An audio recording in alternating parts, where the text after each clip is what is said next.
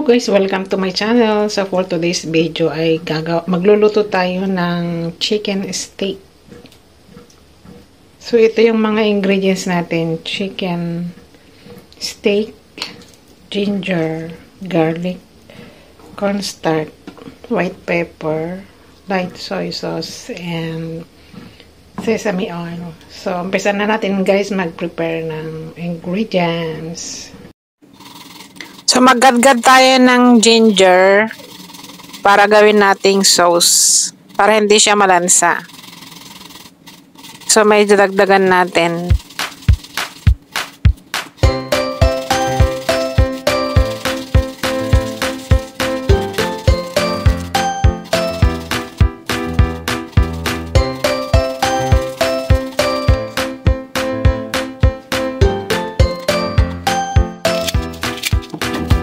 At syempre mag-mince garlic din tayo para mabango.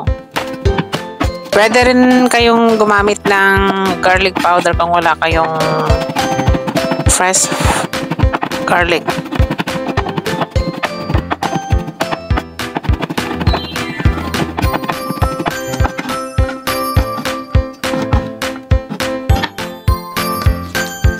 Then lagyan natin ng light soy sauce.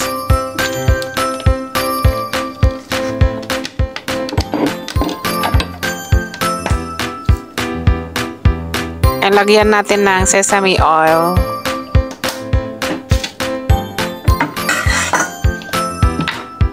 Then dagdagan natin ng white pepper or black pepper powder.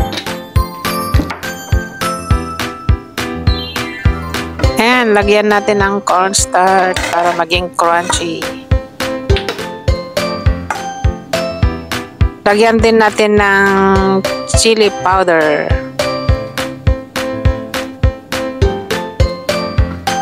Para medyo maanghang konti. Then mix lang yung seasonings. After that, pwede na nating i-marinate yung chicken steak. So, para hindi masyadong makapal, i-slice muna natin siya ng flat. And tanggalin natin yung excess fat.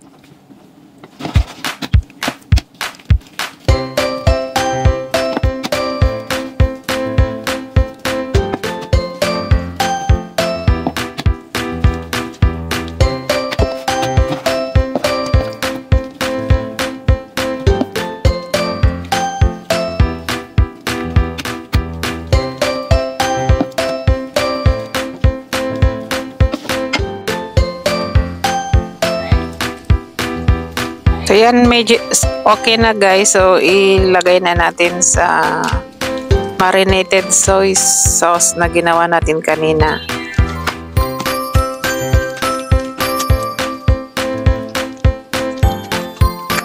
Yan, i-mix lang natin para malagyan lahat ng sauce.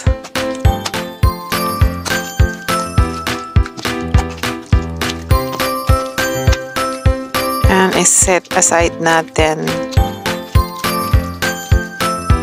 So, para mas malasa, i-marinate natin guys 1 hour.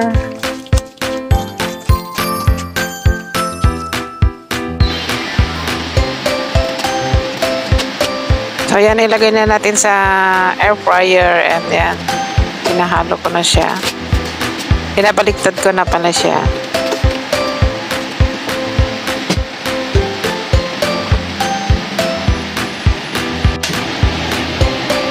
And iset natin ulit siya para maluto ng baliktad kasi gumamit ako ng foil.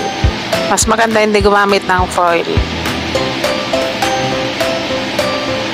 So ayan guys, luto na. Ang sarap. So ilagay na natin sa plate.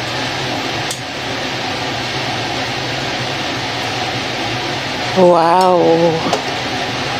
Ang sarap.